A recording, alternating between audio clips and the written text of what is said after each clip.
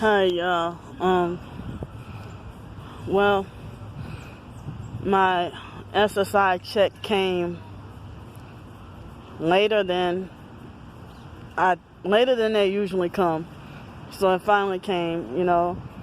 Some people say better late than never, but this other lady told me that she didn't get her check either. So, and plus me hearing about the coronavirus stimulus check supposedly being taken out of the Social Security and all, I didn't know. But eventually I got my tiny little $23 eventually. And somebody helped me out, and thank you, So, well, this video right here, I'm going to talk about people who, supposedly good people, who tolerate evil or are complacent about evil. Like, they're, I don't know, a lot of people think that evil should be ignored rather than you stand in the face of evil and fighting. If the gang stalking program is out to murder us, if they're a murderous program, it seems like people driving by with the one headlight, or eavesdropping your phone conversation, or tapping your phone, or use color harassment, hit you with energy weapons and stuff like that, sabotage your finances, your family, your employment, your business if you have your own business, or your vacation that you try to take try to take a vacation and they mess that up too, mess up your trip, like ruin everything. So I mean, we know that's their end goal, to have us eliminated off of the face of this earth. I'm sitting here wondering, like, how the hell these satanic people feel like God's people are an inferior race or inferior skin color. And we've been brainwashed so long to believe that, like in the black community, to talk about colorism. And I recently found out about this thing called texturism, with the certain, like, you only favor, like, this kind of hair ain't to be favored, but it's mainly the white folks' hair. That's exactly how New Orleans people, they don't say white folks' hair, they say white folks' hay. They say hair like hay. So white folks' hay, white folks' hair. Featureism, more like people like in society have been, like Hollywood brainwash people to idolize Eurocentric features, or more European features, like a smaller nose, finer hair. I mean, this is like a poor man's version of a 70s fro, lazy fro, so it's like people always, like growing up, me being a Creole from New Orleans, you hear about people talking about, this person and that person being color struck. You know, you color struck. You know, so color struck is like, you know, you prefer lighter skin over darker skin. You know, I mean, I had to wake up out of that.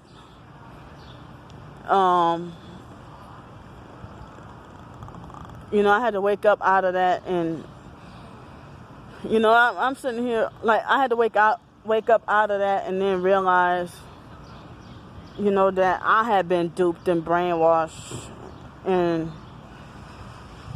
you know that when I woke up to the truth and found out about the Illuminati, New World Order, eugenics, and all that, like I had to really transform the renewing of my mind really fast before I even became a Christian or turned to Jesus.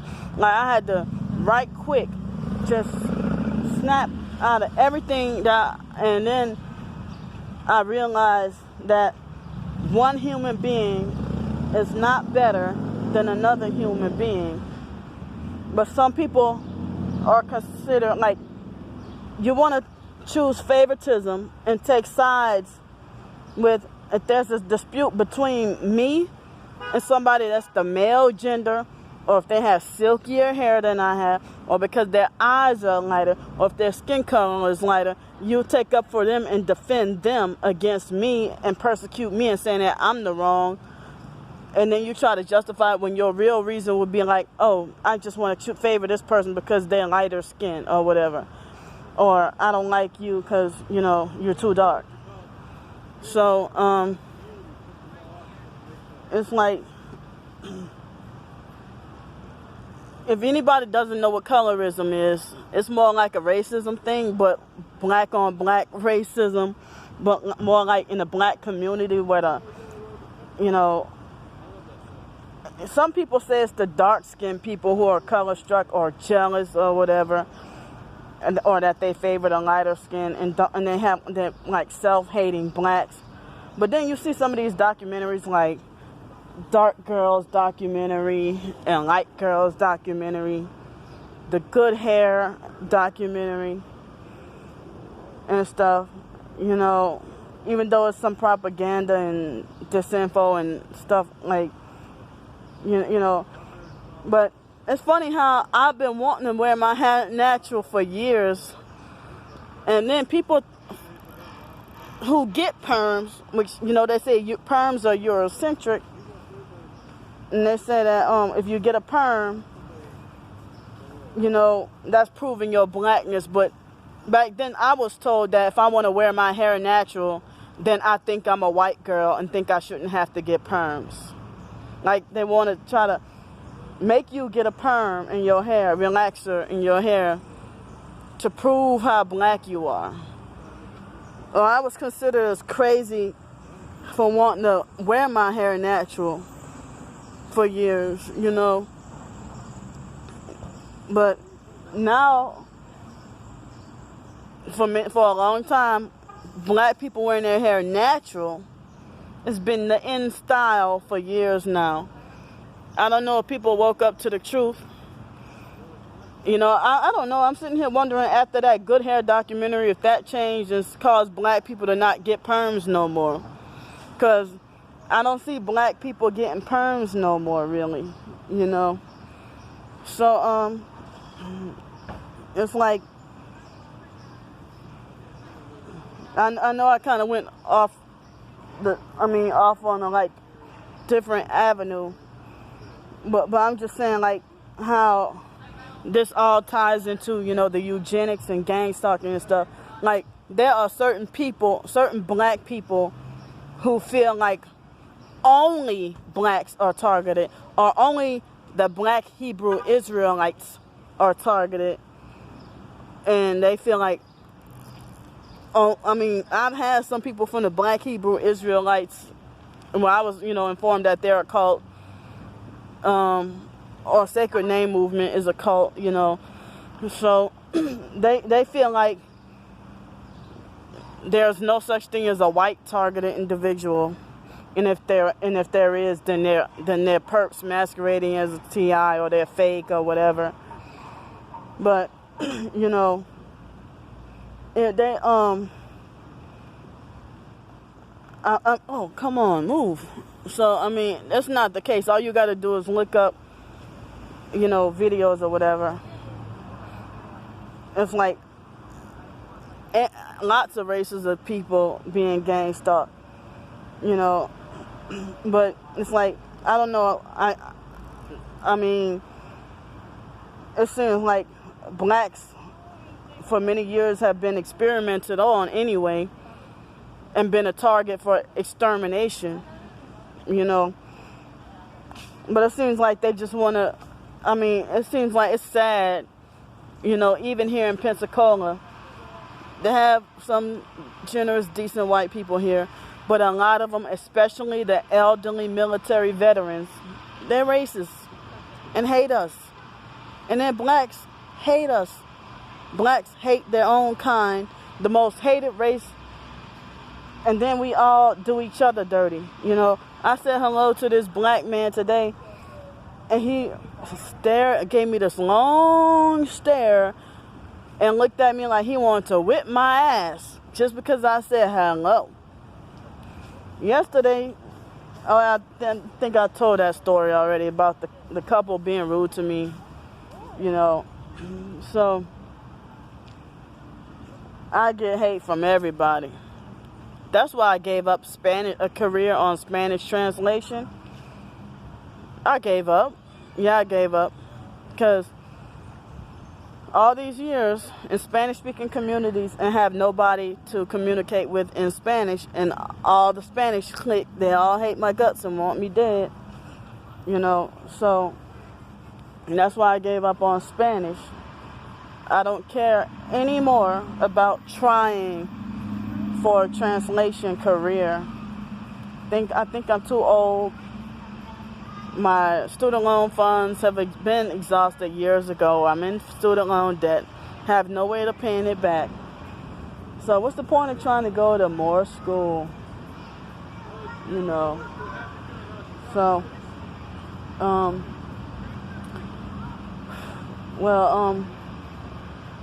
it's like, it's really rough, trying to go to, you know, I can't, for many reasons, I cannot go back to school. My hypersensitive ears is, you know, the older I get, that's the more sensitive. And, so, you know, it's like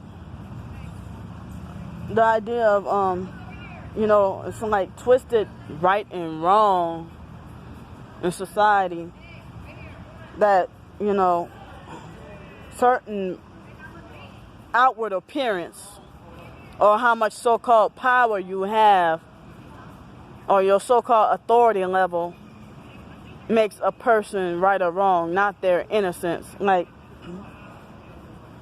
you know, even if a person has a so-called authority over you, and then they supposedly have authority over you, but then you see them doing something wrong, they're human and can err too.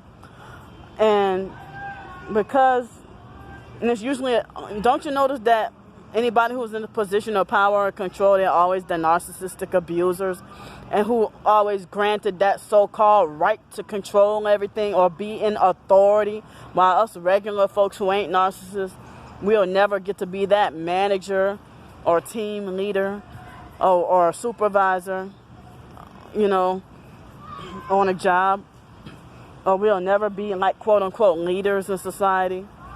And these so-called narcissistic leaders in society who don't have our best interests at heart, even your own bossy controlling family members who think they got authority over you, or a narcissistic control freak fake friend, will be the type to lure you on the path to hell and destruction and don't have your best interests at heart, but try to order you around and tell you what to do. And when they burn you or scam you, then people make it like, well, you know, just ignore it and forget about it and move on and just forgive them.